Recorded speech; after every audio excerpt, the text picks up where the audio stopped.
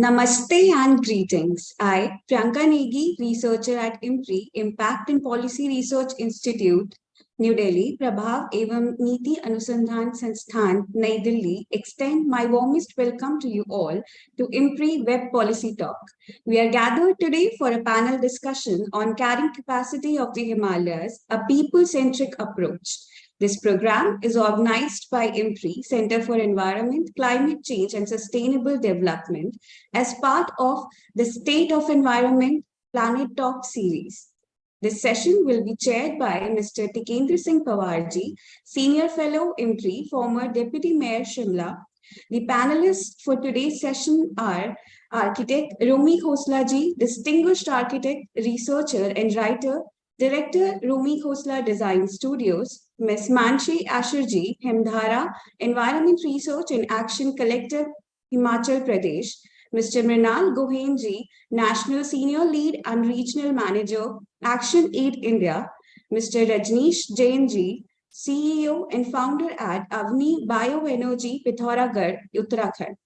I extend a warm welcome to each and every one of you to this insightful discourse on a matter of utmost significance, the carrying capacity of the Himalayas, a people-centric approach. By participating in this deliberation, we embark on a journey to foster a deeper understanding of the Himalayas' carrying capacity and how it intertwines with the human activities. We seek to explore innovative solutions, sustainable practices, and effective policies that can ensure the Himalayas continue to thrive as a haven of biodiversity and cultural heritage while improving the lives of those who call this region home. I sincerely appreciate your commitment to this vital dialogue and your willingness to contribute to impactful policy research and action that will shape the future of the Himalayas. Together, we can embark on a path towards a more sustainable and harmonious coexistence between nature and humanity in this magnificent mountain range. With no more anticipation, let's kickstart our program. It's a pleasure to welcome Mr. Tikender Singh Pawarji to offer his opening remarks and set the stage for our discussion.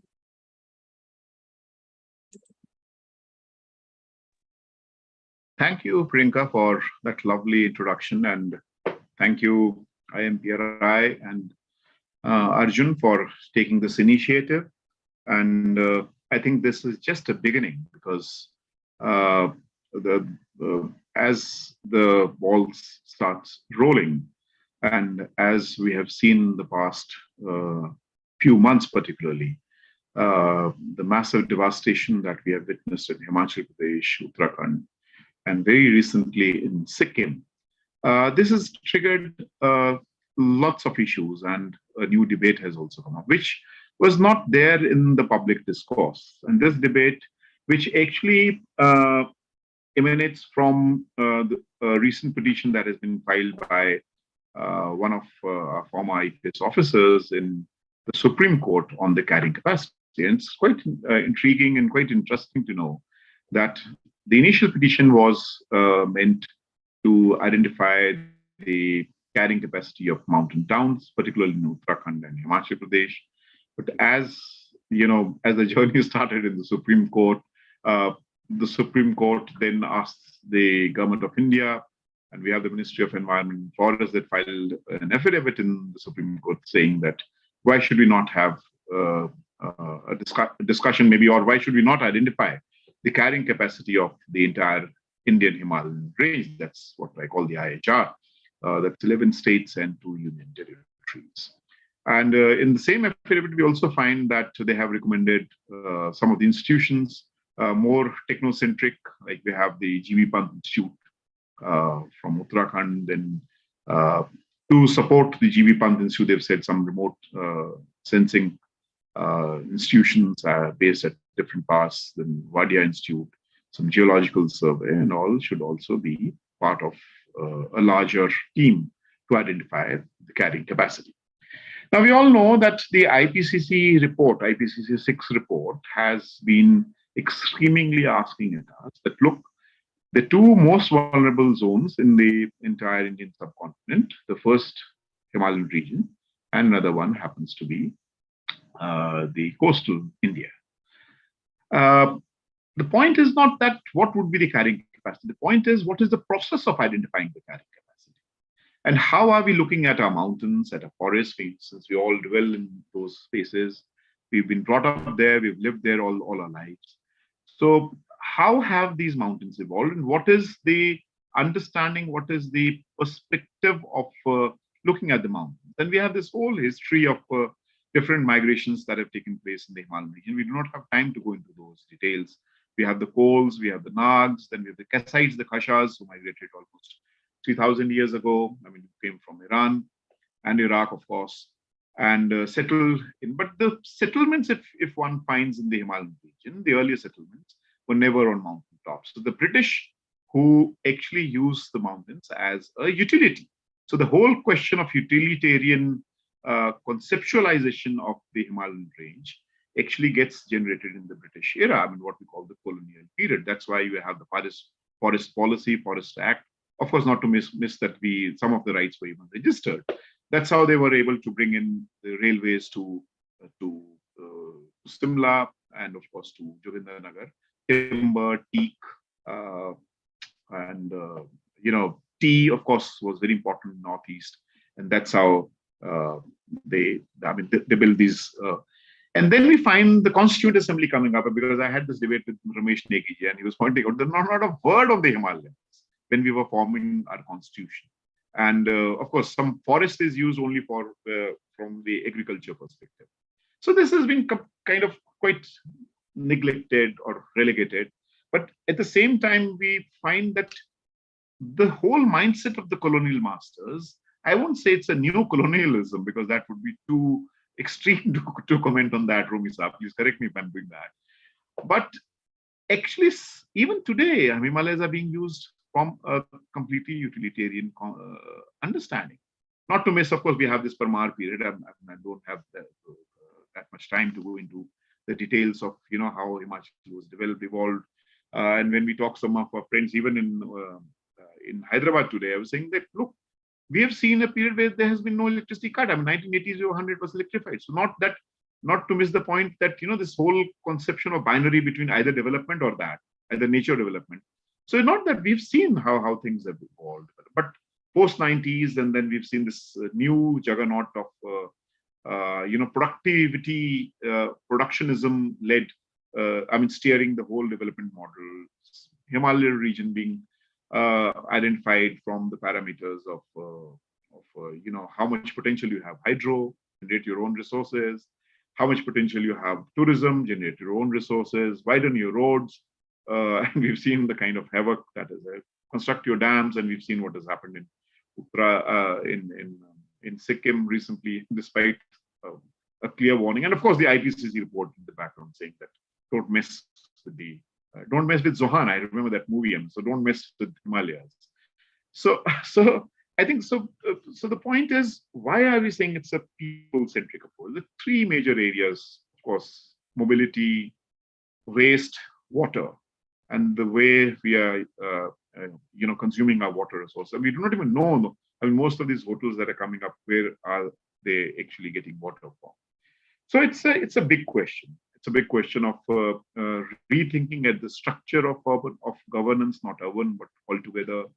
Can nuances be built on what kind of structures? Can we even foresee? Because the current structure cannot last. The current structure, which is completely dominated by this mindset of utilitarian concept. So how do we survive? And so or shall we have a blanket carrying capacity juggernaut coming up like this seen in Joshimath? I'm sure Manshi is going to speak about that. Where they say it's carrying capacity. It's not carrying capacity in Joshimath. It's the bloody tunnel that you dug underneath, which has led to subsidence of a town. I spoke to the elected council chairperson of that region. He said, blindly, I can tell you it's because of that. So it's a very intriguing debate, I must say, very provocative as well. But I think something that we cannot miss off. I mean, this is something that we just have to engage with it. We'll have our own ideas, our own thought-provoking ideas, because after all, nature and people have coexisted, and that's how that should be the silver lining, or maybe the bottom line. How do we proceed further? So over to you, Priyanka. thank you for lovely remarks. And I'm sure this is going to be a very interesting discussion. And then I am sure we'll get time at the end. We'll have some questions once the panelists have finished speaking. Thank you so much. Over to you. Thank you so much, sir, for your remarks, providing us your insights into this topic and setting the stage for this discussion. We can now move this discussion forward. I now welcome architect Romi Khosla ji to take the stage. Welcome to this panel, sir. Over to you. Well, good evening. Greetings to all the participants whom I welcome to share this discussion. But without preliminaries, since there's not much time and so many interesting people to hear, let me get into the substance of the matter. The presentation that I am going to offer is in two parts. In the first half of the presentation, I will discuss our overall national ground reality. In the second half, I will place the problem of the carrying capacity within that national ground reality. And I will be discussing what I mean by national ground reality. When we are asking for a people-centric approach to carrying capacity, we are also asking for a people-centric approach to national and regional governance. You can't have people-centric governance in a small island in the country, right? The whole nature of the country has to change. So let us begin with the first part, the overall national ground reality. Today is in the tomorrow of India. We have to prepare today for that tomorrow. I shall discuss what sort of preparations for changes should we be making today at the national level as well as the Himalayan level for preparing for tomorrow's survival. This is a question of survival in the coming decades. How can we prepare for change? Change is coming. So very quickly, change is coming. The first preparation for change is at the macro level, where we give a higher priority to economic development than a people-centric approach. While doing so, we will give a lower, so we must change it, we must give a lower priority to economic development and a higher priority to people-centric development. I will go so far as to suggest that the subject of macroeconomics gets gradually forgotten and gets replaced with microeconomics. Now, the second preparation for change is to redefine our ground reality, to have a path we have to follow, and to redefine our goals. The ground reality is the context of our people, of our culture, of our nation. Our path is what will form the ground reality to our goals. How do we get to our goals? Now, what has happened as a result of 75 years of independence? We have got into a situation where there are multiple goals, multiple paths, everybody's defining a ground reality in their own way. Now, this is causing, let us say, a lack of drive towards a people-centric approach. The third preparation for change is to redefine our, what I call, national order. Now, you've heard of the global order, and the global order, as you are well aware, is changing very fast and very significantly. Now, I would like to suggest to you that this is a time for the national order to change. Because this national order, which we call the national order, I call it the subsystems of the way we govern ourselves and the subsystems that distribute our national wealth amongst our citizens. So the critical question is, how do we govern ourselves? How do we distribute our wealth? These are the only two questions that are vital for adopting a people-centric approach. So my presentation to you in the first part is to consider changing the way we govern ourselves and the way we distribute our national wealth amongst our citizens. I'm asking for profound changes, but these are very dangerous times we are going into. You can see the world is on fire around us. We have to survive in the coming decades. We are not going to be left out of the crisis which is engulfing the globe.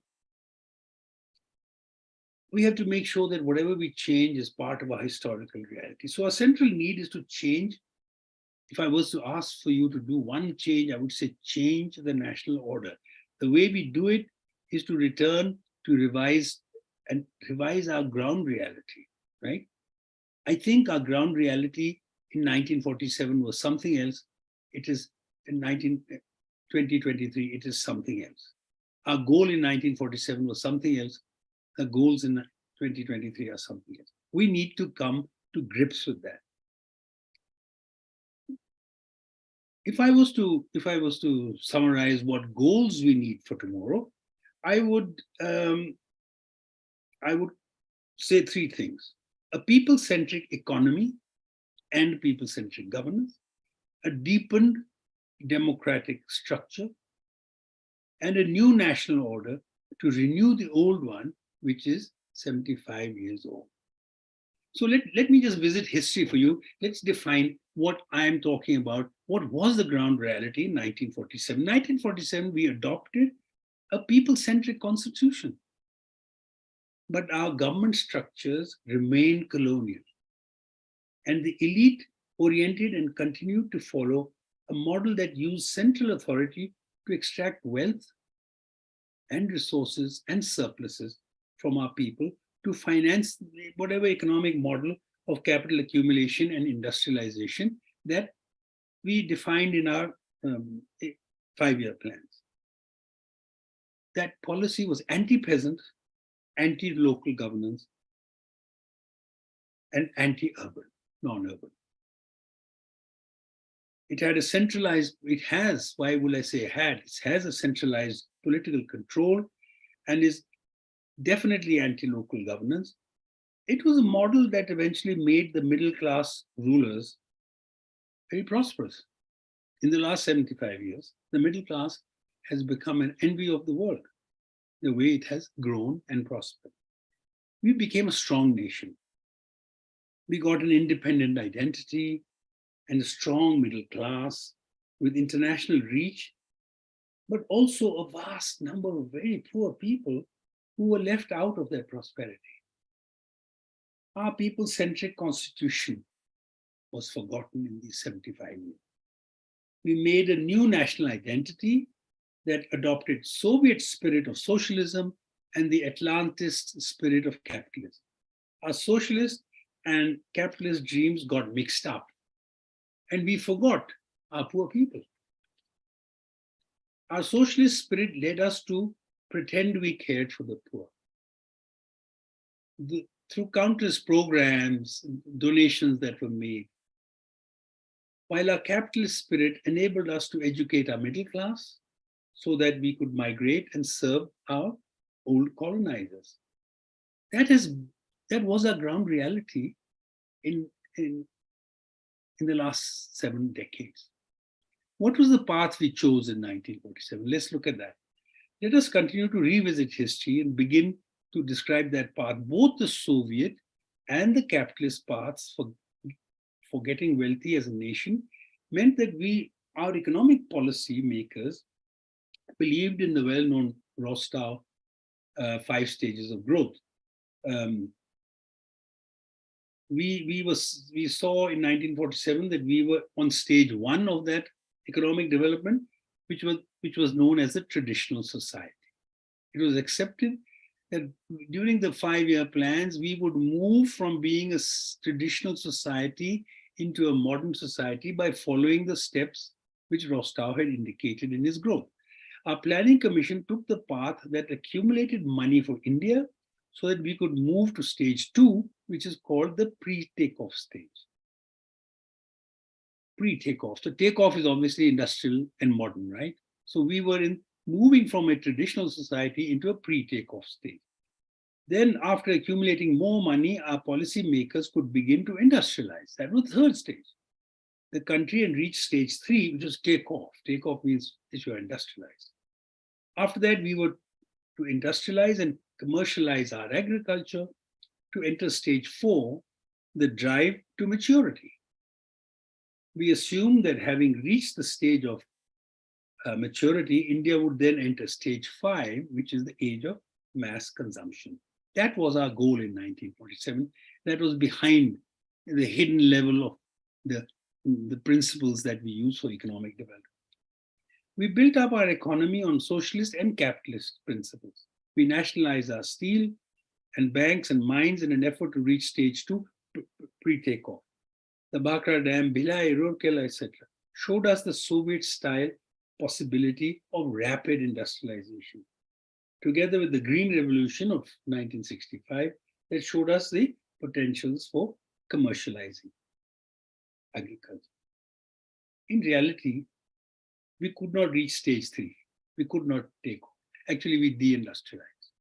We never got industrialized. We never were industrialized. 75 years we've been trying, right? What we did was to lay the foundation stones for private capital to use.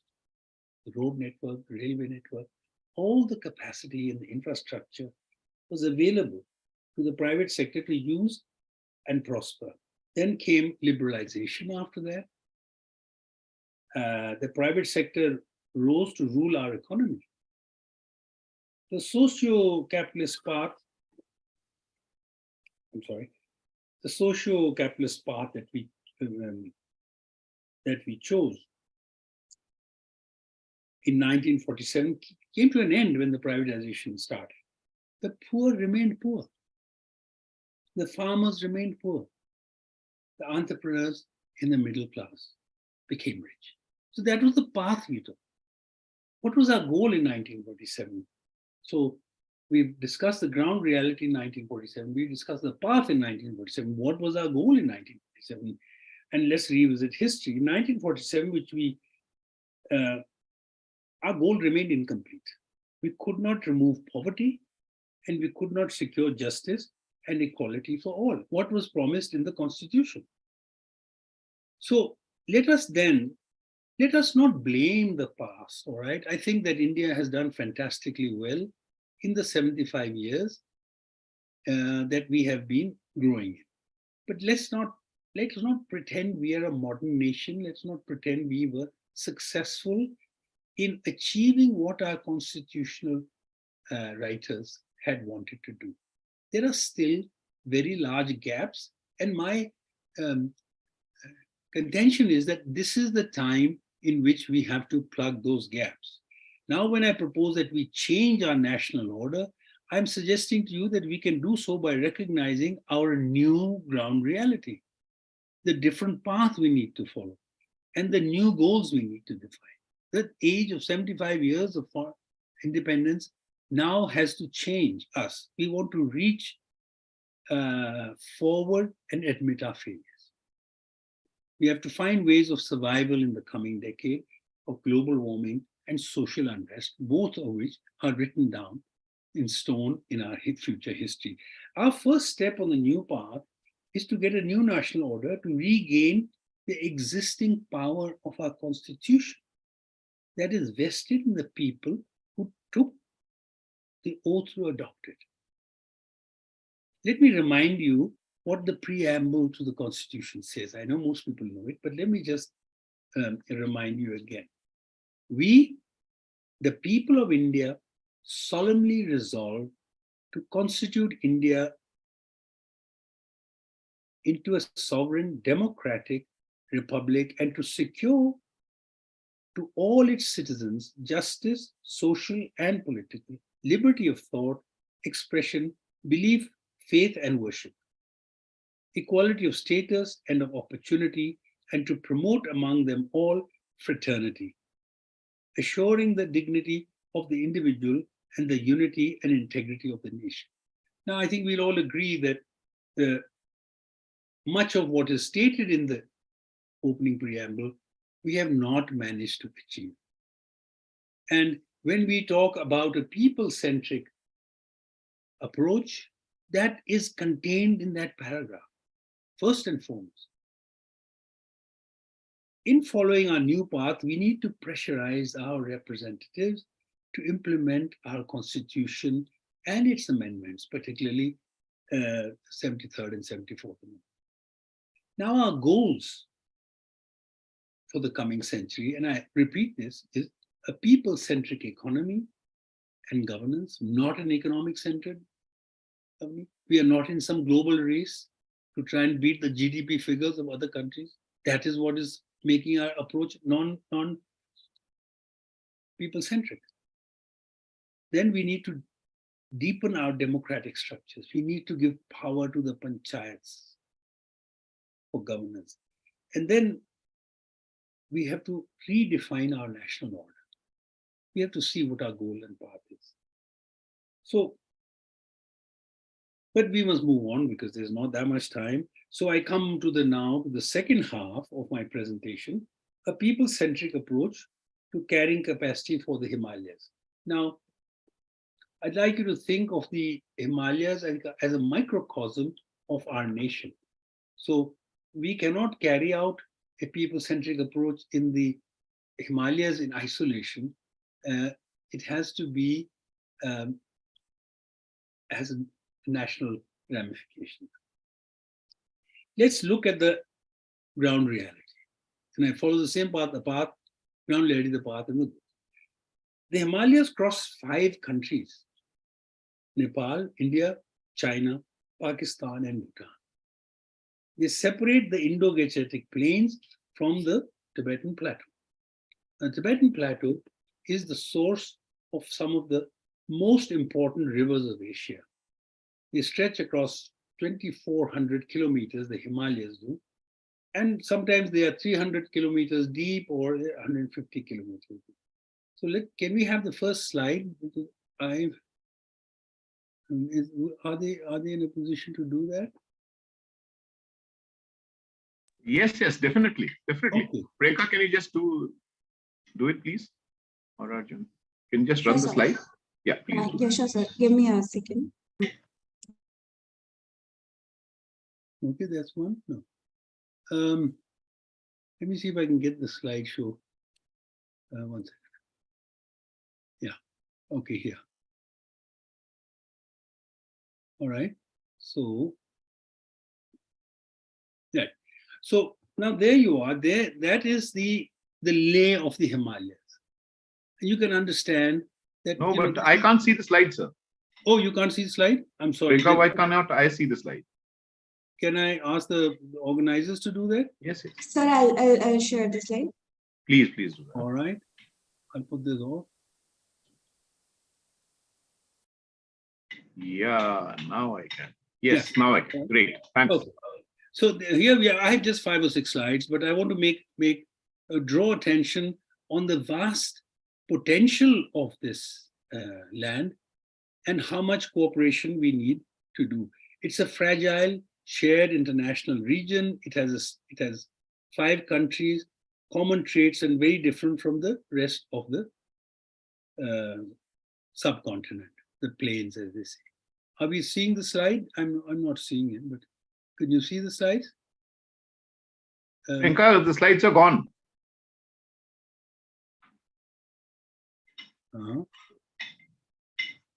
Yes, now. Okay. So I think that when we look at India and we look at this special region, what we have to realize is that the entire civilization of North India is strongly influenced and formed by the region of the Himalayas. It is the carrier of many sacred rivers. In India, there are social, spiritual, economic, and geographical aspects of this mountain range for our ancient civilization. So let's have the next slide, in which I think you will see this is the river patterns that all, no, we have to go back.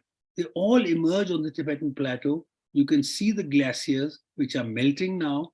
In fact, the most recent disaster in Sikkim was due to the fact that the lake had excessively filled up from melting glaciers, and its level had exceeded danger levels and led to the bursting of the dam. So we are with the global warming, which is beginning to affect us.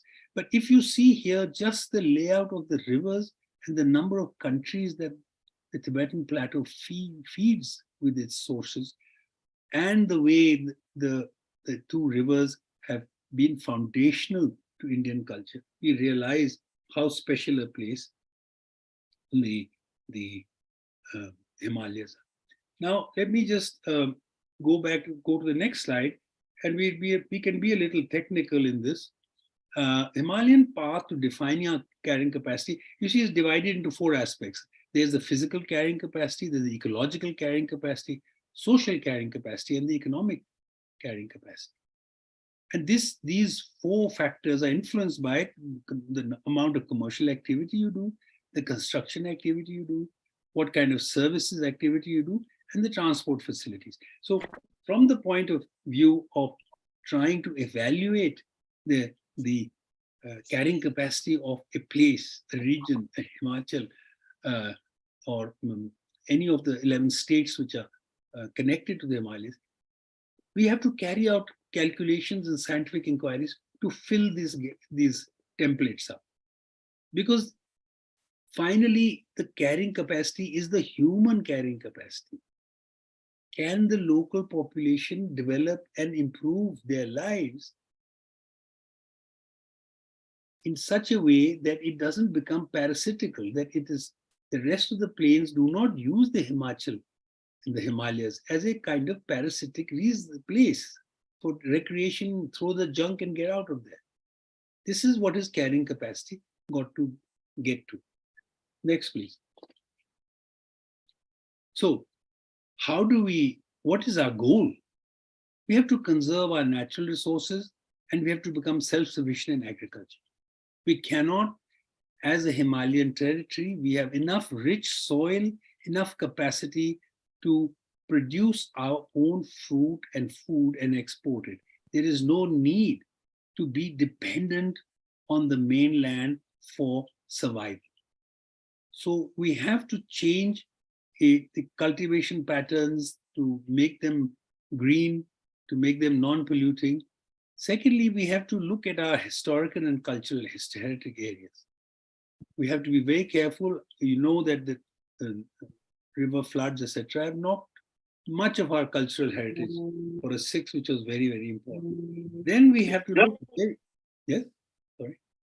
we have to look very carefully at tourism and recreation. Look, the Himalayas are not an endless pool where every tourist in the country can go and enjoy themselves and clear out. Every local community at a panchayat level will know. I don't need a scientific inquiry to put the panchayat together and ask them, how many tourists can you sustain in your panchayat? I don't need vast research for this. The panchayat knows how it can sustain tourism, outsiders, etc., how to guard their social sector. So this is not a question of isolating the Himalayan region. It's a question of allowing what it can take without deteriorating and causing harm to the local people. And of course, then there's the capacity for employment, the importance of employment. So much for the theory and carrying capacity. The real action to implement the carrying capacity of our Himalayan region has been handicapped by excessive central control of all aspects of governance with regard to carrying capacity. To implement policies for aligning development in the Himalayas to its carrying capacity, we as inhabitants of the hill region have to precipitate protective initiatives. And these initiatives I'm suggesting to you is 1, convene and form a network of 5 countries to work jointly on the carrying capacity of the Himalayas. This is an Indian initiative the hill states have to take. This will focus attention on the issue and begin the remedial action for the formation of the body for regulating carrying capacity in the entire Himalayan region. This has to be an international effort. Otherwise, we will end up like in Chhattisgarh, etc., where the struggle becomes just against the state, against private industry. This is not the way to go.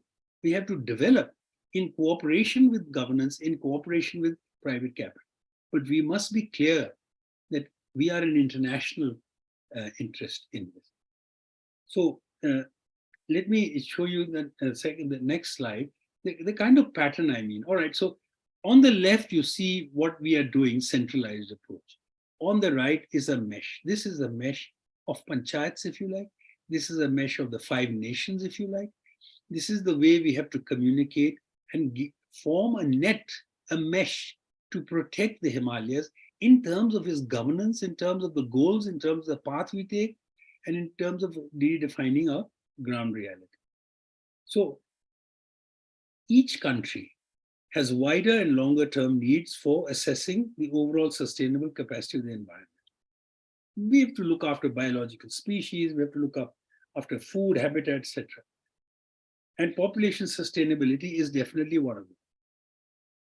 So my suggestion is that each Himalayan state in each country, and I'm talking about the 5 countries, must form its own Himalayan Sustainable Development Program.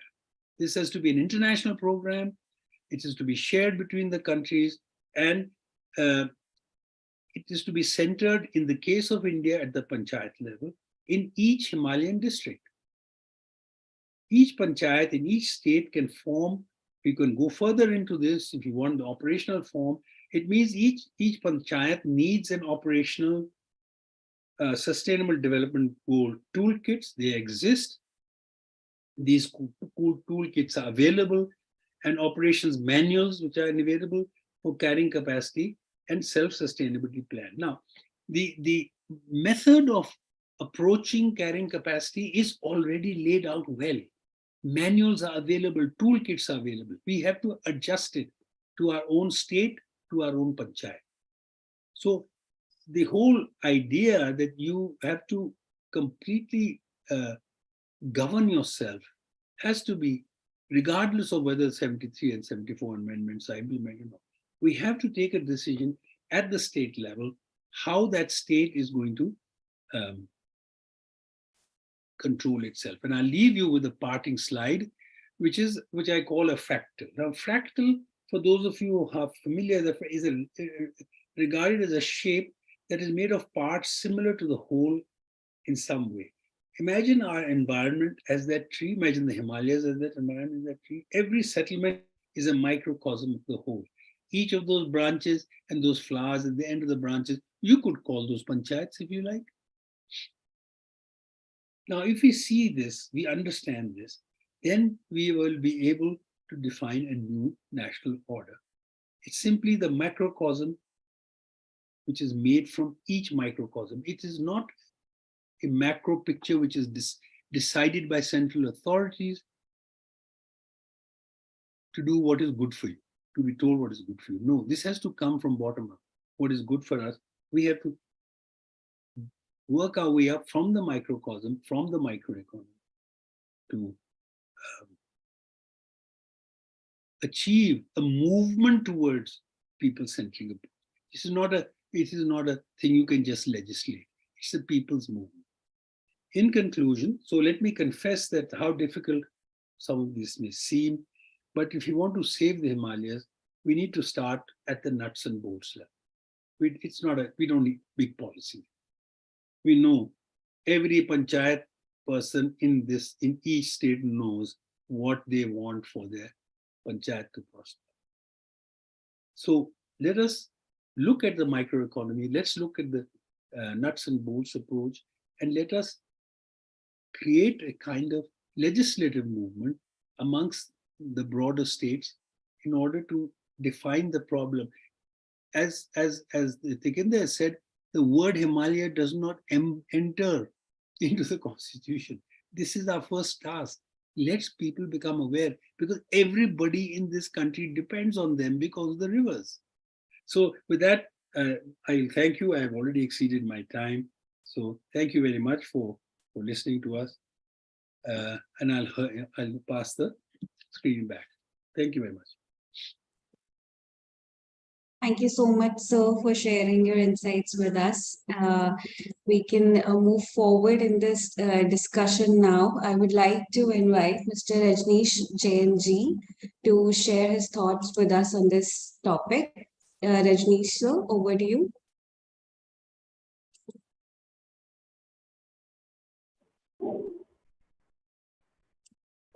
Thank you. Thank you for inviting me to this event. It's really an honor to be talking about what we really love and admire and is our home now. So I guess I'm aware of the time limits, and I should probably try to mention a few points that that I think is relevant coming from the discussion that has been set rolling by the earlier speakers. There are a couple of points that, well, though people have already spoken about these issues, but I guess primarily this issue of discussion on carrying capacity of the Himalayas is emanating from the fact that there have been devastation in Himachal Pradesh, and is currently Sikkim is going through that, and in past we have Uttarakhand has also had its share of devastation. And I guess if we look at the overall scenario in the Himalayas, it's going to be very, very clear that these extreme climatic events have been happening in the past, are currently we are going through these, and will continue to go through these. The purpose of this discussion, to my mind, is to see how we can actually live with these climatic events without a major devastation happening. And that's what brings us to the issue of the carrying capacity. Earlier speakers have spoken about the roads, the dams, and the exploitation of the mineral resources as well as water resources, hydroelectric dams. Those are all leading to the leading contributors to the extreme climatic events, or making a bigger impact than could have been made on the larger population of the Himalayan region. Now, having said that, it would be really useful to look at our economic model, because people-centric approach actually includes both ecology and economy. And unfortunately, the current paradigm of development in this growth obsessed world, as I like to say always, is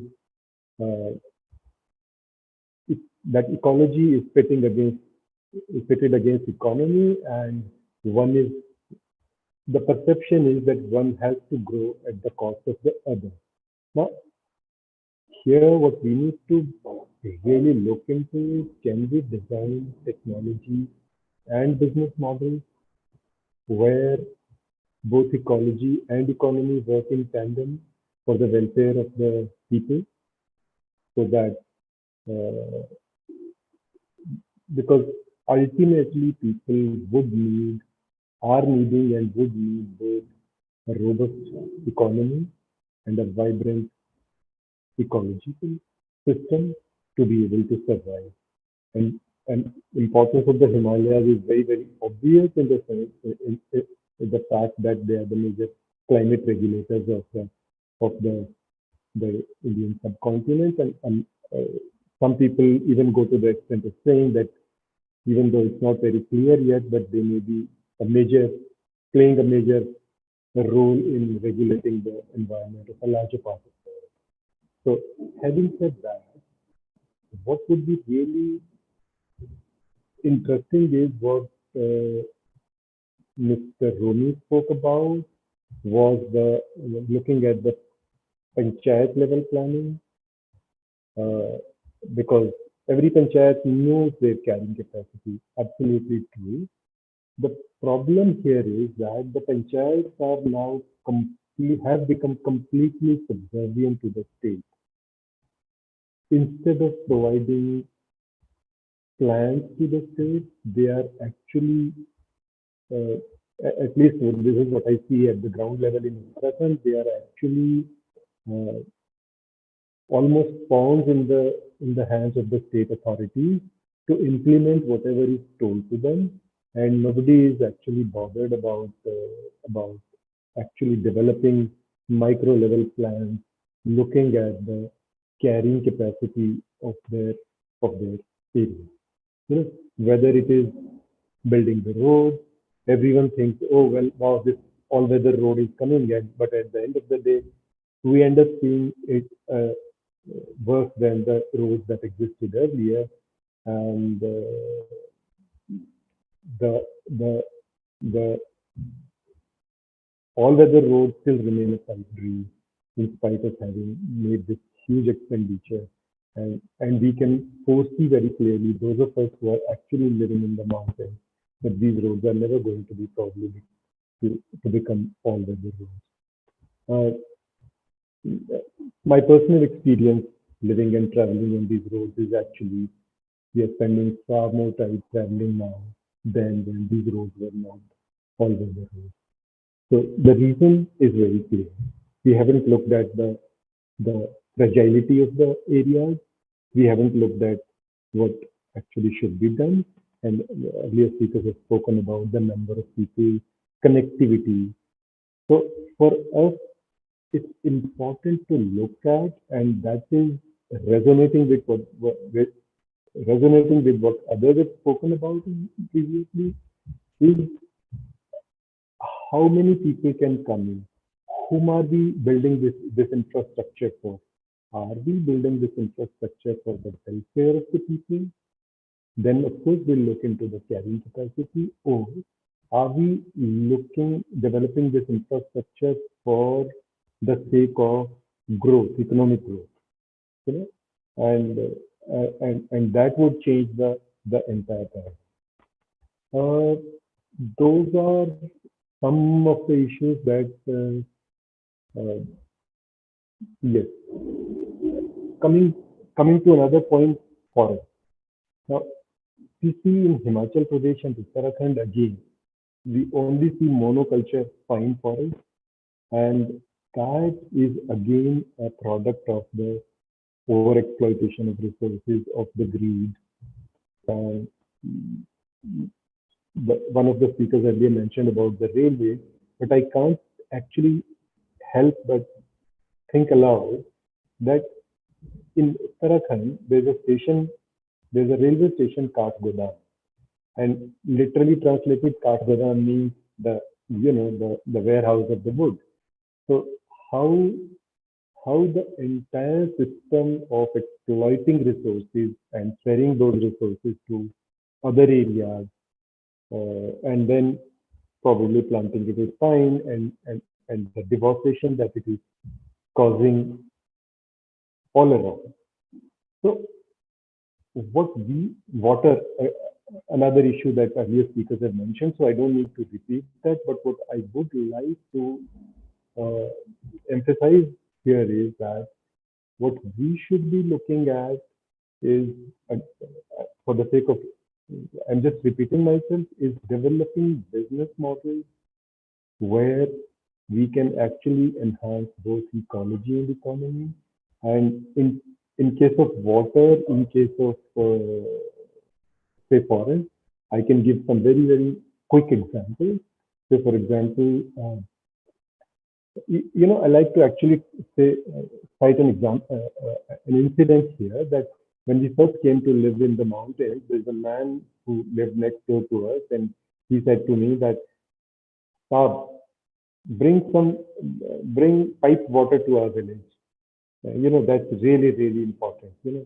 Basically install a pump on a river and lift the water and then pipe the water to the village.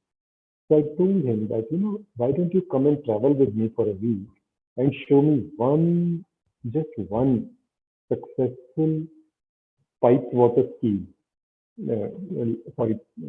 lift water scheme that's actually providing regularly water to the villagers.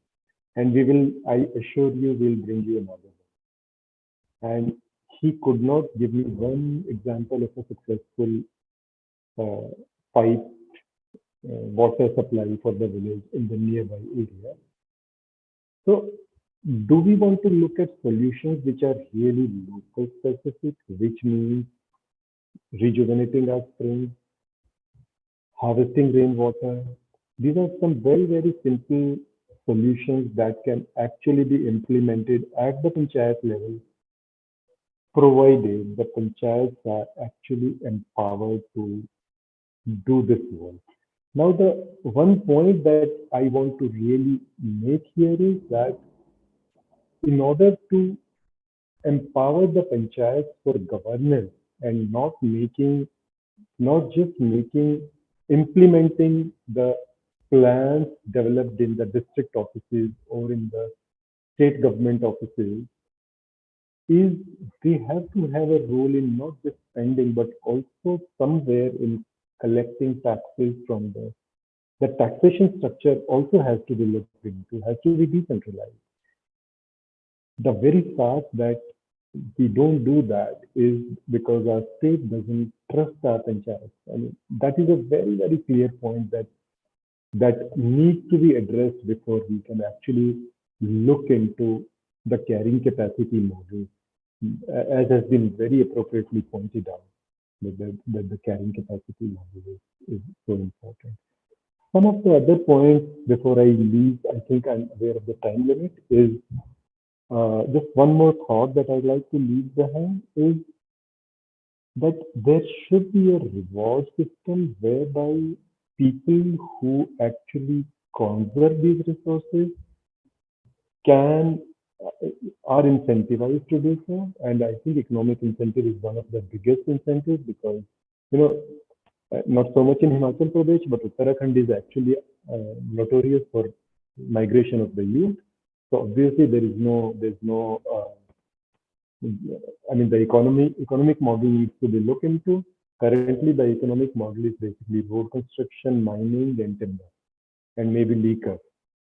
That is in some our economic models.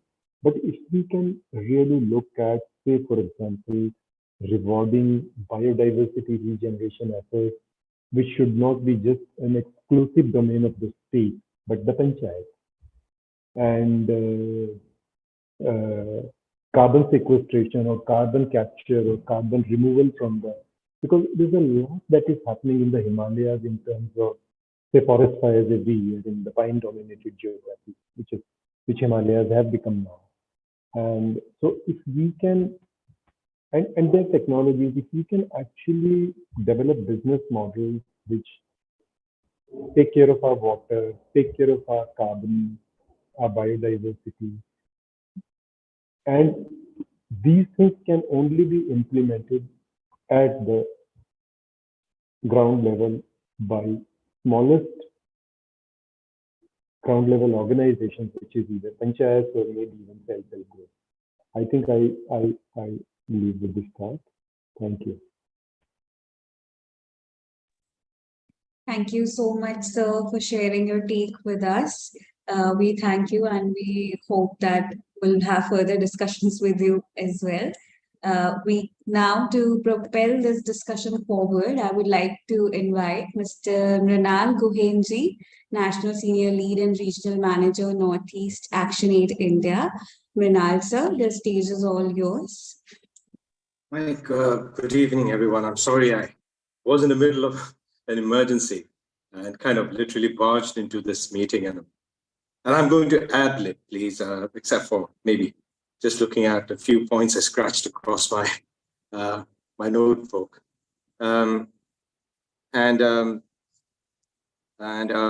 Really, I think most of you have covered most of the things that I had actually intended to speak about. But but at the cost of repeating what you have said, just to kind of order my thoughts, you'll have to suffer me a little bit. But I'll try to confine myself to that 7 to 10 minutes that's allotted. I think most of you here would be fairly familiar with the Northeast and the kind of issues that we have been going through, most particularly in the last couple of months or so. We have had this terrible conflict in Manipur. We talk about ethnic issues, we bring about religion, we bring about politics. But there is also the core issue somewhere that we tend to forget, that it is about resources. It's about land, it's about occupation, it's about mining, it's about water. All those things are deeply connected to the conflict. Unfortunately, that's what's not discussed so often. but that is actually at the core of it. The other one, of course, is Sikkim. We are sitting in the middle of an emergency out there. Anyone who has traveled in Sikkim would remember what a beautiful, about 10 years or 20 years back, what a beautiful river the Teesta was. And here you look at it today, it resembles, I can't find the words for it, it's terrible. It's like a series of ponds, murky ponds that go up to the mountains. And I was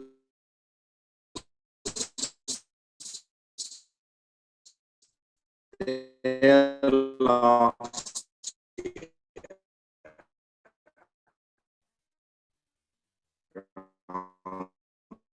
April.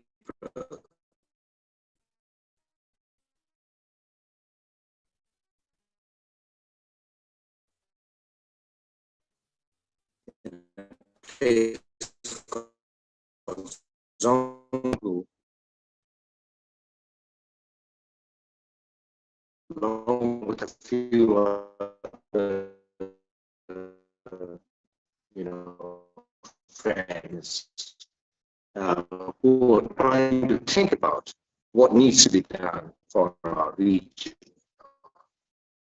That was perhaps very poignant that we were literally just a few kilometers away from the Chungtang Dam, which the State Street Dam, as they call it, which fell apart recently. And we have been talking about this. Activists have been warning people about this. You have the citizens of Teesta, the concerned citizens of Teesta, who have been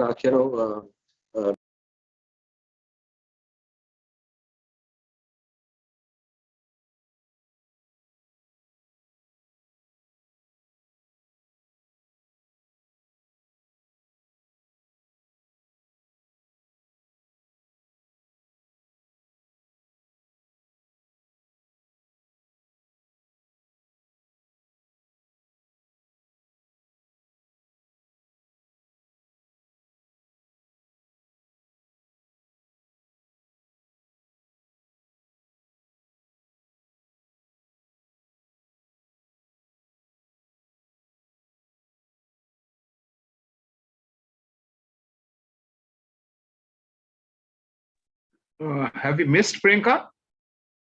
No, sir has rejoined. Sir has some connectivity issues. Okay.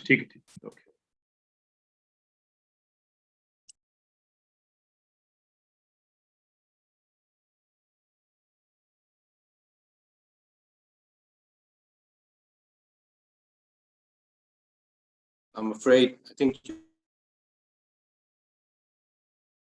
I lost you. Can you hear me? So we can hear you. It's still a little patchy though.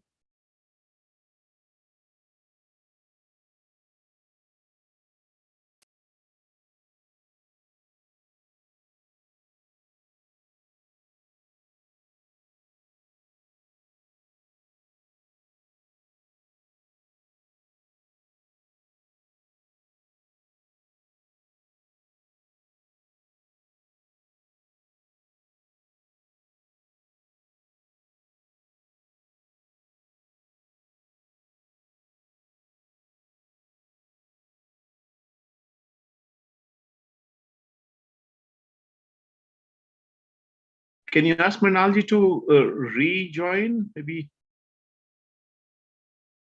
Yes, sir. He has actually dropped out of this meet. So I guess he will be rejoining now. Okay, or else we can move on to the. Just Yes, he's joined. Yes, he's joined. Yeah, great.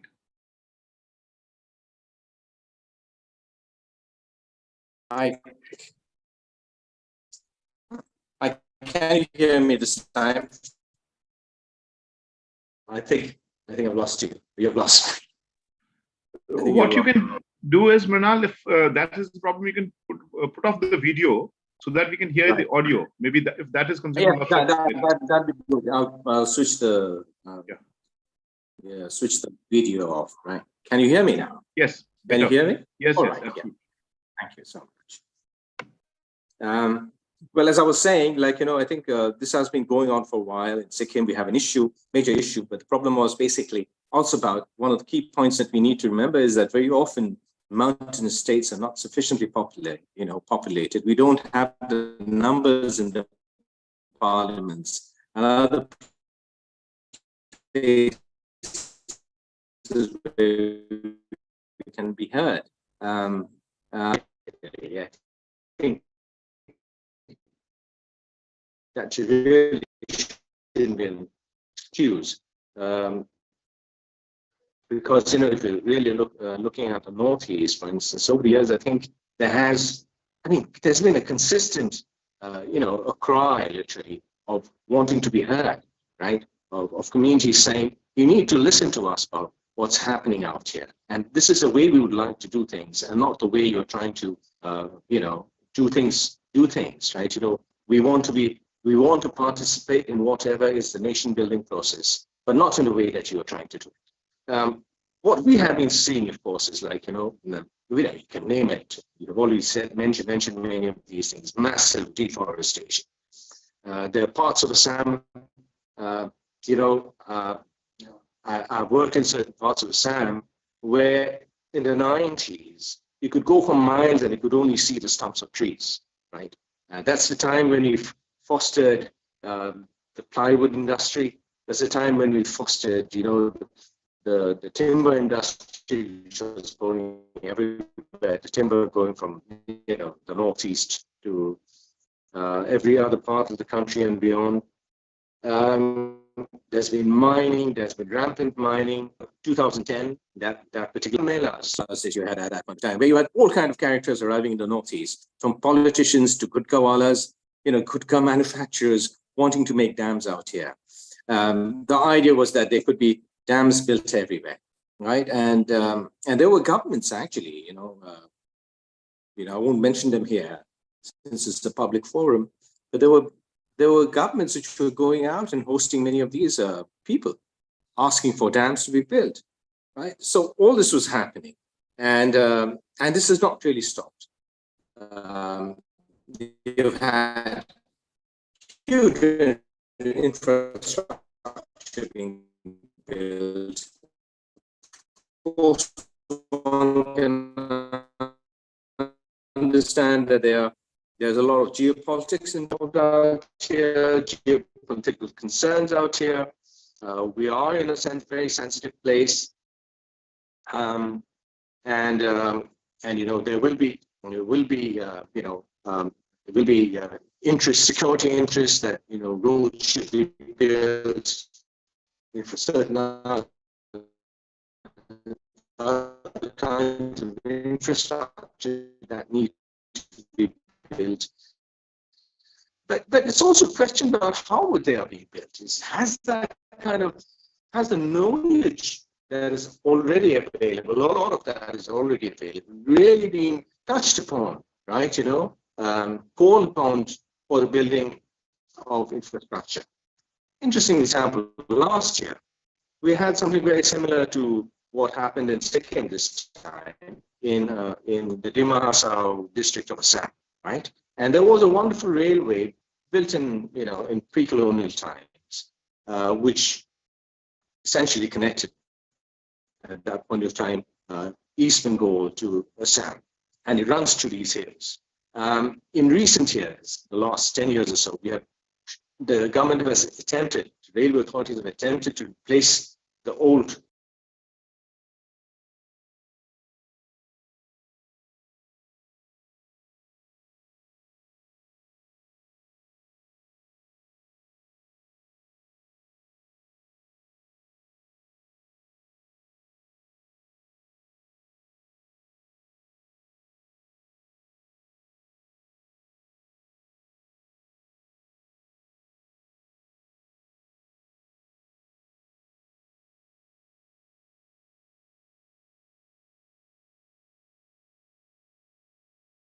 I'm afraid we've lost Sir again, since the network is really patchy and we're not able to connect with him properly.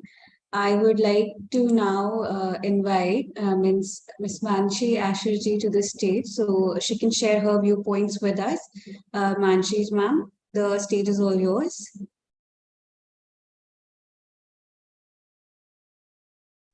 Yeah, perfect. Yeah. Should I share the screen or will you do it? Ma'am, I'll share the presentation if it's fine with you. Yes. Yes, okay.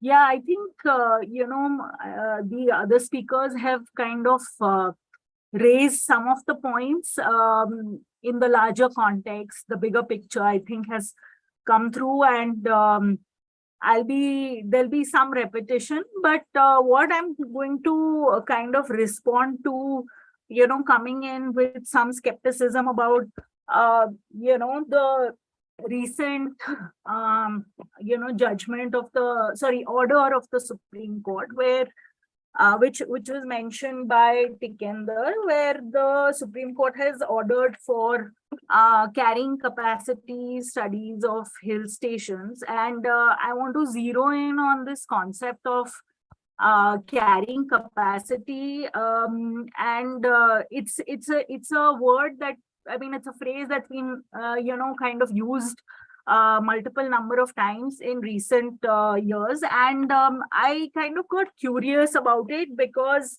one was trying to understand, its origin and what is the context it's being used in today, because I think it's important to understand the application as well as the, the idea behind it.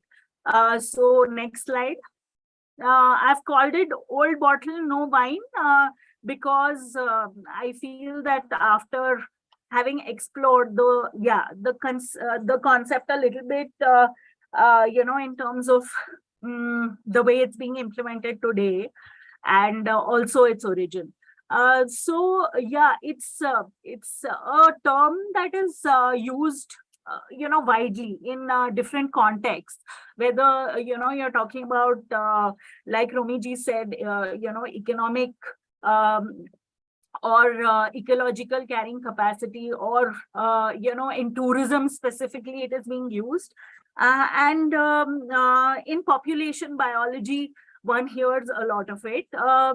It is referring to how much of X can Y carry, basically. So there is this tendency to assume that there is a quantifiable number involved in it, or there is some quantifiable value that we are talking about. And so, I was trying to figure out, though I'm not a scientist, but still it's something that I wanted to look into. And what I found is that the term originated in the 1800s, where it was used in the shipping industry or in transportation to kind of figure out the tonnage, which is now known as payload of the ships, and it referred to mechanical or engineered attributes of certain manufactured objects or systems. So it arose in this context of, with the advent of steam power, and as a quantitative measure of a human-made object. And next slide.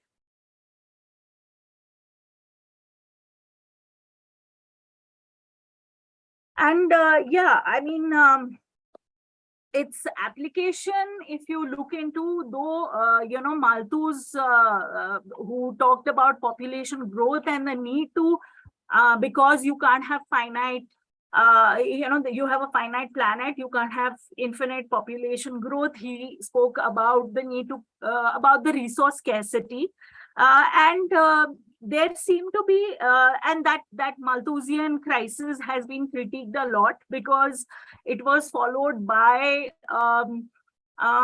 population control measures for the global south, and also mass sterilization programs, forceful sterilization programs, a kind of a top-down,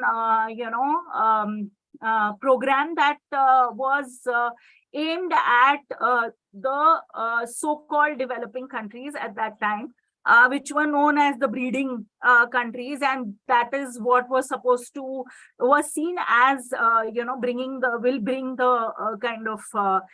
bring an environmental crisis or a resource crisis. Of course, this Malthusian crisis was then criticized a lot, and there were various kind of critiques that came across. Of course, some were talking about the fact that systems, this static concept of carrying capacity in a dynamic system where environmental and social systems are interconnected and they're always changing in space and time. So can we, refer to this concept at all? And we've seen that the global rate of population in the last 4 decades has reduced. Of course, the critiques were from the point of view that there would ultimately be technology and birth control and other things that would, control the population. I won't get into that. But one of the biggest critiques of Malthusian theory was that it tried to hide the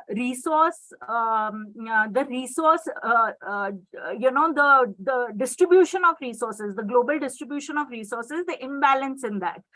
Next slide.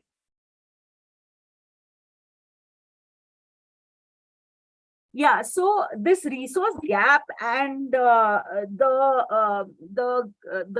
imbalance that you see, the inequities that you see globally, this is something that also has had implications, for frameworks that were used to look at the mountain economies and the mountain environment.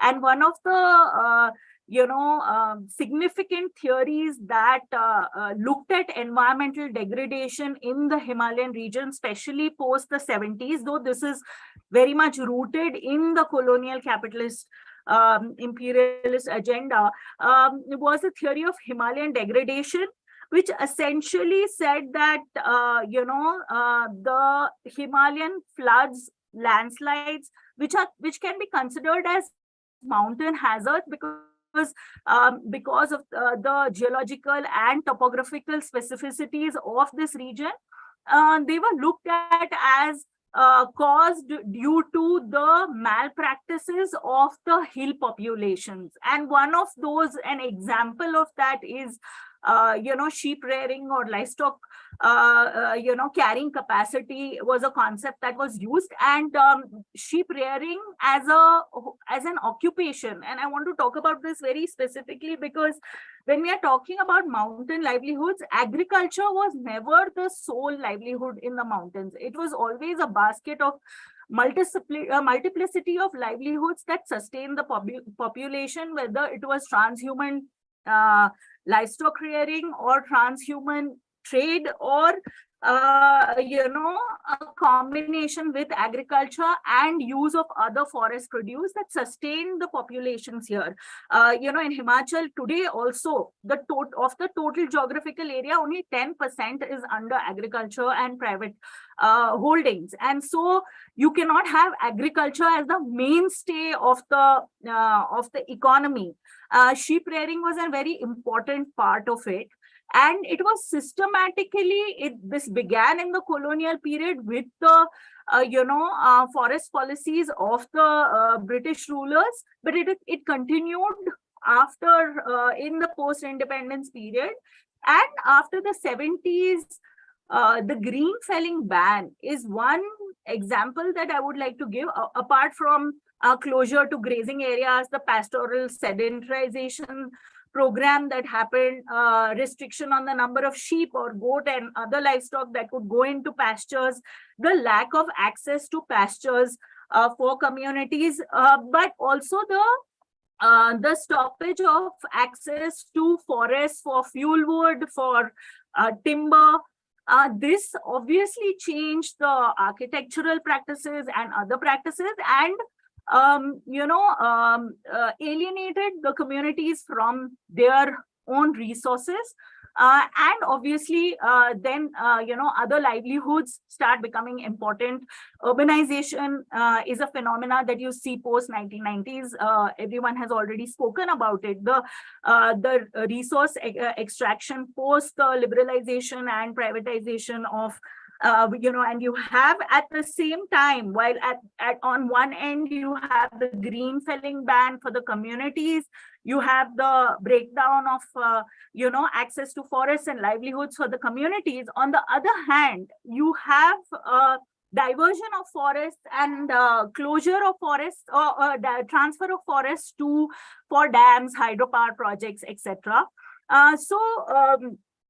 This whole kind of whether the Himalaya were always because we do use the term inherently fragile, but we have seen that this development model is actually fragile, and it has induced fragility into the Himalaya also.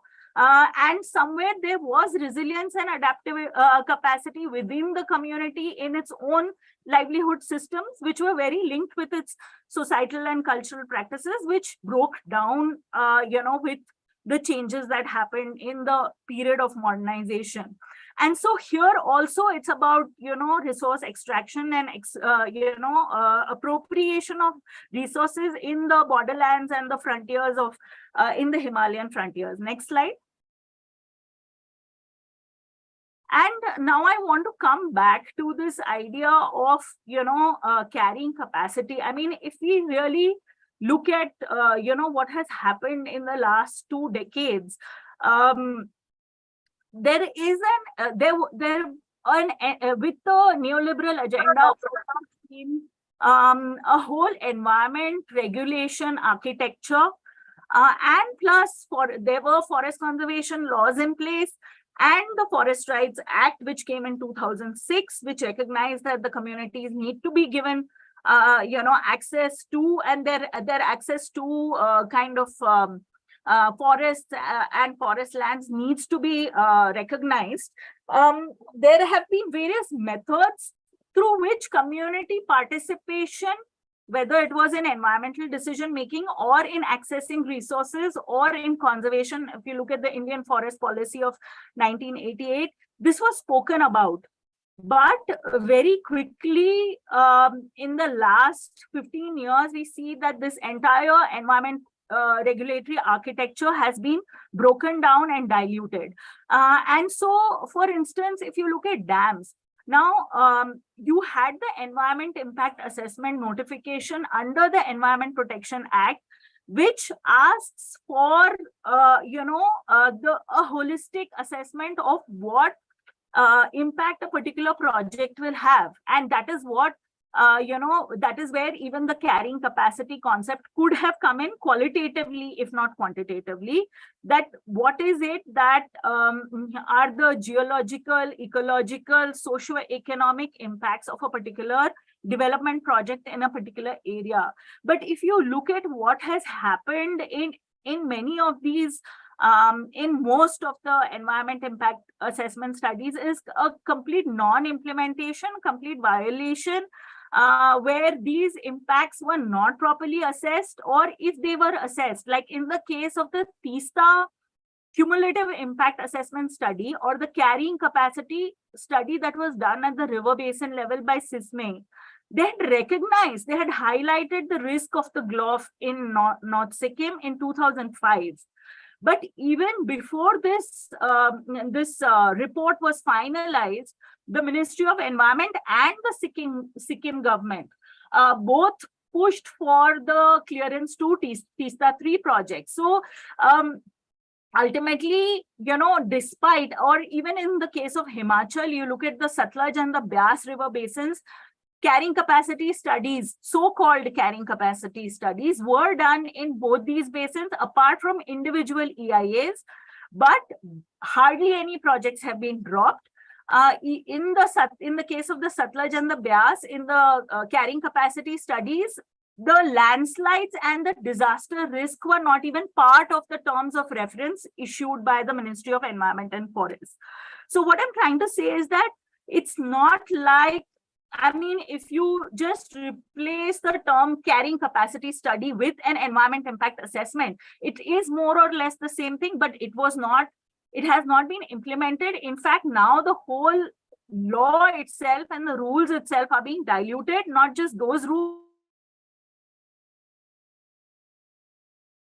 but where the public participates.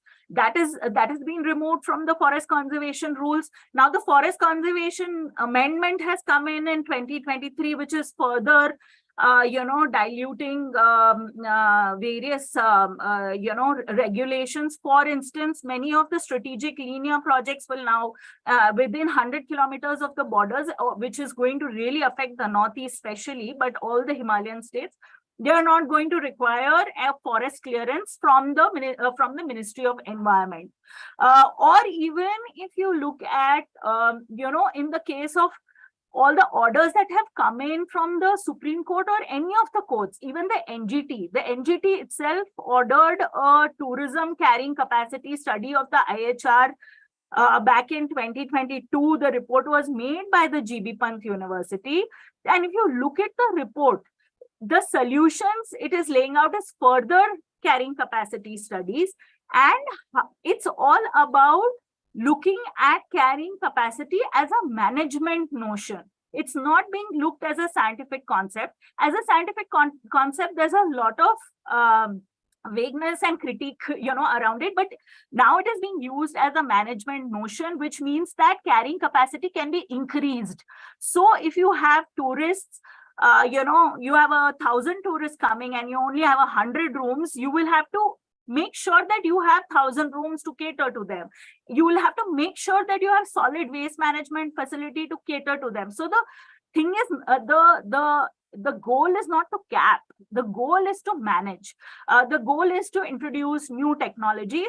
And most of these studies are being ordered post facto, which means that we have already overshot the limits in many of these areas. And now the carrying capacity studies are being ordered, which raises a question on the very objective of these studies. What are they meant for? So that is a question that I want to raise, and just want to quote from here, from one of the papers that I referred to, was that unless there is a broad agreement on the conditions of the resources and society in there, that in a particular area, it's a concept or a phrase. Carrying capacity is a concept or a phrase that should be avoided as it leads to misunderstandings and frustration. This is with reference to tourism related carrying capacity. Next slide. This is my final slide. So, when we say a people-centered approach to carrying capacity, my question is, what is it that we are looking for a people-centered approach to, for what? And this is somewhere resonating with what Romi ji said, is that our goal or the objective matters. If our objective is environmental justice, which is, with well-being for all, then it will have to include principles of sustainability, equity, autonomy. But these are compromised in a neoliberal extractivist market economy where profit maximization is your goal. And when profit maximization is your goal, the market and state policy are playing a decisive role. So whatever number of studies and committees are set up, whatever decisions are taken by courts, they remain unimplemented. So this is something that we need to recognize. And second, legally and institutionally, if you don't have robust mechanisms of governance, and that is something, again, what Romi ji spoke about, any number that we arrive at or any idea that we arrive at or a principle or a guideline for carrying capacity that we arrive at or environmental regulation, successful. And this has to be democratic decision making. It has to have transparency and accountability, and community-based and on-ground monitoring and governance is the only way to do this through the Gram Sabhas, through the Panchayat, is something that all the speakers, Rajneesh ji, and others also spoke about. Also, this idea of, if you look at the tourism carrying capacity study done by the GB Pant University, it's looking at whole, states. tourism capacity of the whole state or a particular destination. But if you look at the Himalaya, I mean, the Himalaya itself are so diverse. Every place has, every slope aspect has a different kind of ecological dynamic. It has a different kind of, community dependence. If there is a, grassland, it's different. If it's a riverside, it's different. If it's a, bamboo forest, it's different. So how can you arrive at a singular kind of a, narrative for the whole region? It's almost impossible. Diversity and plurality have to be at the center of this, whatever model that we are looking at of sustainability. And there has to be knowledge sharing. I mean, it has to be a space where it cannot just be top down, landscape level algorithms and, satellite researchers that are deciding the techno-managerial solutions. There has to be, community involvement from the bottom, where different voices come through, and every place will have its own, every river valley, every sub-catchment will have its own planning. That is when we'll be able to kind of deal with this current crisis, which is happening at multiple scales. And I cannot again emphasize enough the interconnectedness of the historical, nature society relations that we need to look into. History is very important in every area, every community, and every mountainside has its own history. There are, shared, institutional mechanisms. There are shared resources. So we need to bring those dynamics in so that it doesn't lead to exclusion and the same kind of, policies which are basically not meant for the people, where all the costs are externalized on the people while the profit are made by a few. So yeah, I'll stop here.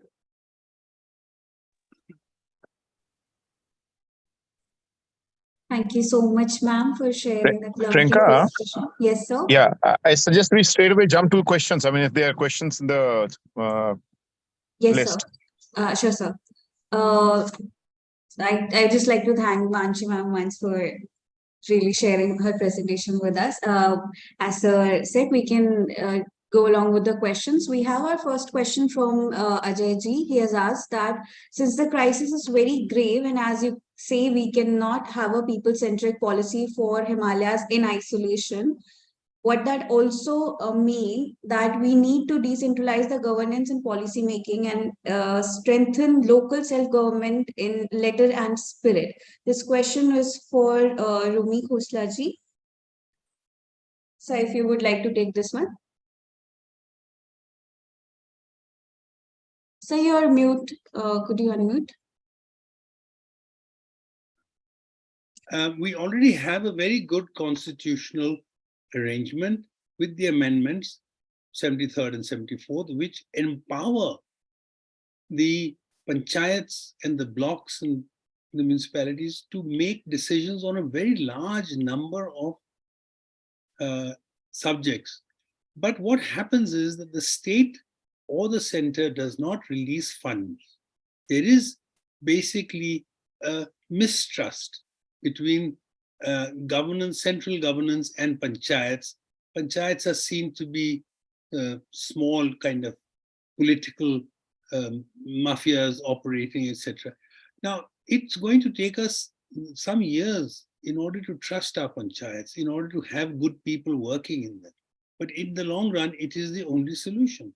Because when you are talking about carrying capacity, each panchayat has a different carrying capacity. It has different geography, different cultural history, and the different communities in it.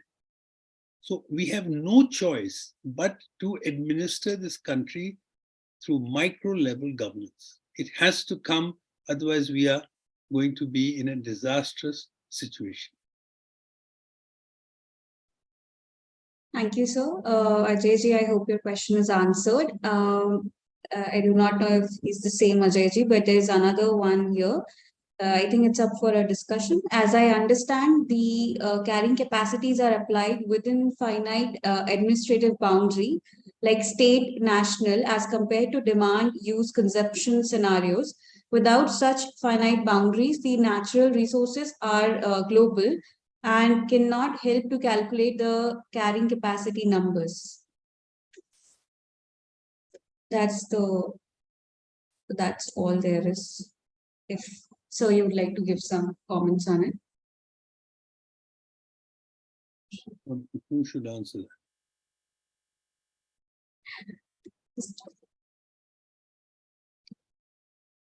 All right, when we talk about resources being spread out and capacities being spread out, how do you calculate carrying capacity? In fact, if you examine the microgeography and the micro societies of any region in the whole of India, you will find enormous variations in terms of availability of water, quality of air, the type of agriculture, the kind of waste management policies, the kind of livestock that is possible to do, the kind of services that are being, you see, we have not done the studies. We do gross studies. What happens is this country gets ruled by data which is taken as sample data. The NSS, especially National Sample Survey people, pick up samples. They cannot, if I pick up a sample in the Northeast and I take it to Himachal or I take it to Chennai, it's no use to me. I can't generalize on the basis of average samples taken. Therefore, it's a completely different subject, of course, but the whole new technology of blockchains is, in fact, I've written about it elsewhere, is the only way in which we can actually overcome this problem. Thank you so much, sir. We do not have any more open questions. Moving ahead, I would like to ask now our chair, Mr. Tikender, sir, to give his closing remarks for this session. Thank you, Priyanka. So we are not engaging into some open discussion right now, isn't it? So we could, if everybody's okay. Any of the participants, if any of the participants wants to raise an issue, no, we are not allowing that. So I just wanted to take the closing remarks from you firstly, and then if we could jump into the open discussion. Great, because of time. Okay, yes. So what I just intend to thank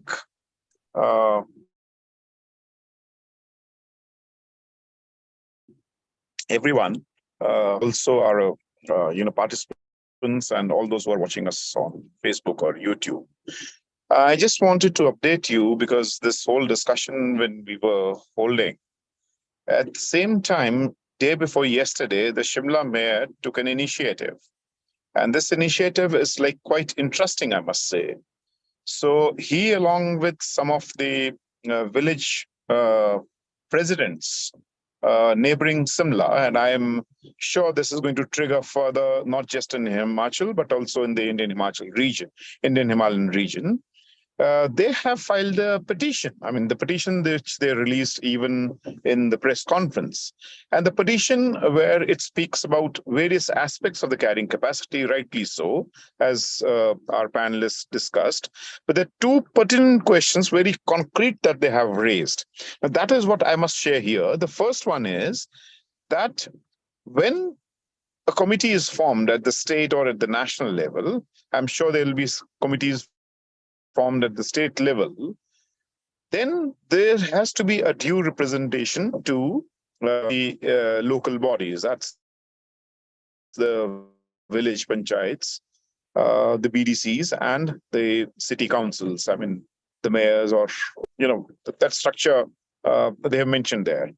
I think it's very important because they've also highlighted the whole bunch of technocentric interventions that have happened in the past. Even the guidelines that were there in 2013 and the guidelines that started on the carrying capacity from January 2020. I mean, most of the states do not even know whether there are such guidelines. That's the first thing. The second thing that they have really pointed out, which is important, is that in the committee, there has to be a 30% reservation for the local bodies, and of course, gender specific. I think this is something very interesting, and this is a voice that should like really resonate. This is a voice that should really spread across the Himalayan region, for the simple reason that reclaiming their spaces, if at all, if this juggernaut of carrying capacity, as Manshi and Romi ji pointed out, I mean, how, so that it doesn't become perilous. So I think these two interventions also must be recognized while we are holding this discussion. I once again thank everyone here. And I think, Priyanka, you can take over from here. Sure, sir. We have one more question. If any of the panelists would like to take this one. For detailed granularity at local/LSG levels, there are multi-factor land suitability analytics LSA using GIS/GEO, BIM, etc. technology. Who should to be LSA?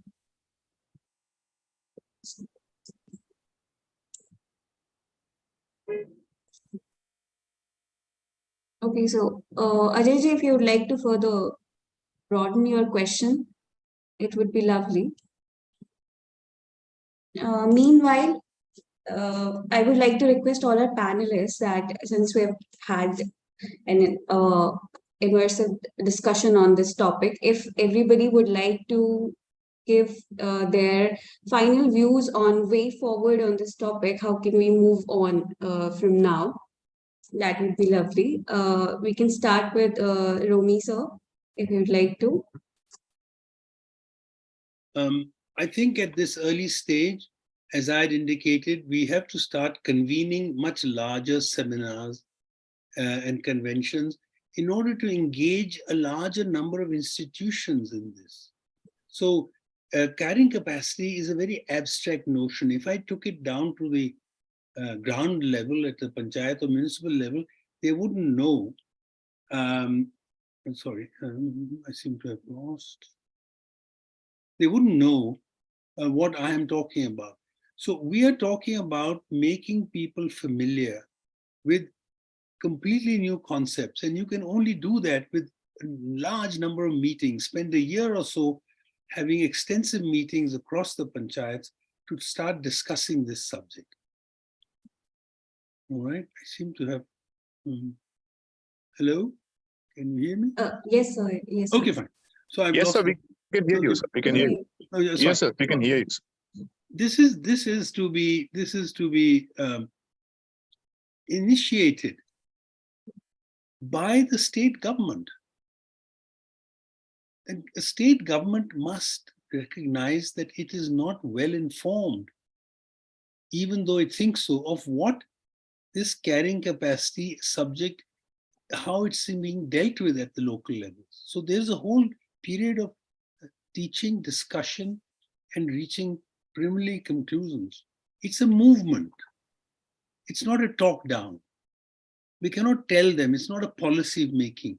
This is a movement that we have to awaken through multiple meetings, engagement with the community. Thank you so much, sir. Ajay ji, if you would like, you can unmute yourself and ask the question if you want.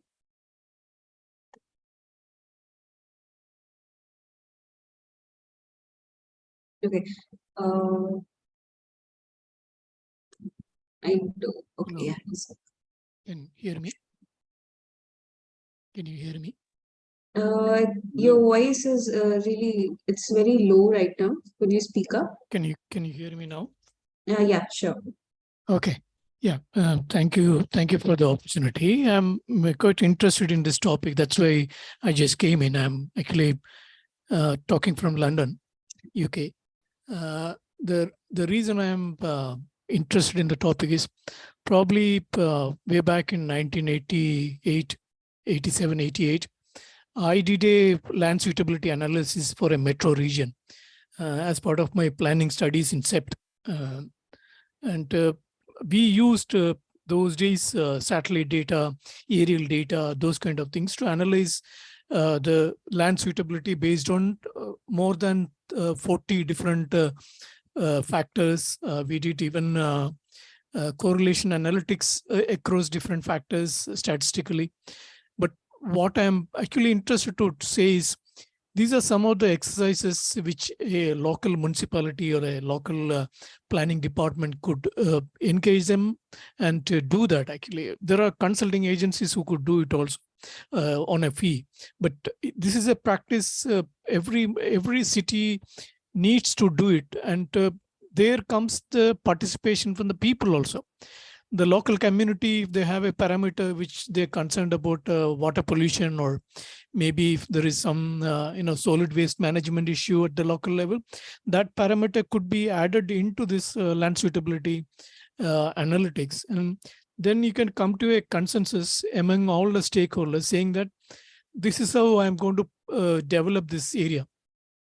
I am a person who is coming from the largest arch dam in Asia, in Kerala, actually. So I was in the site watching all the construction going on in my childhood. So I have seen, hills, no, not one hills, multiple hills taken down, all the forest gone, and you end up in a lot of landslides and problems in that region. And the same story, you can see it in Himalayas, you can see it in many other regions in Northeast. The reason behind is there is nobody taking responsibility. The state planning agencies, they are working using manual data, which are probably prepared in 1970s or 80s.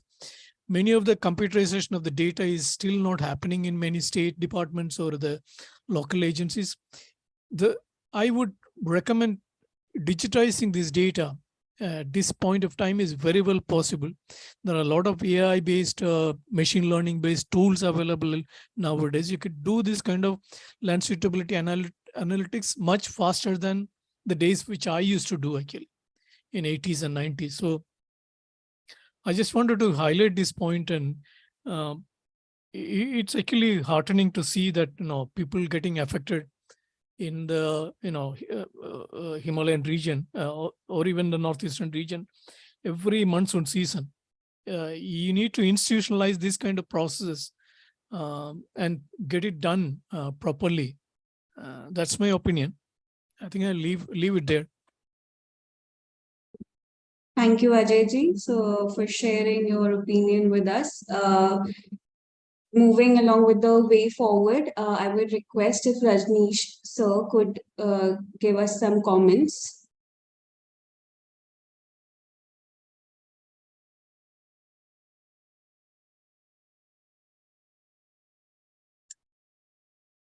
Rajneesh sir, if you're there.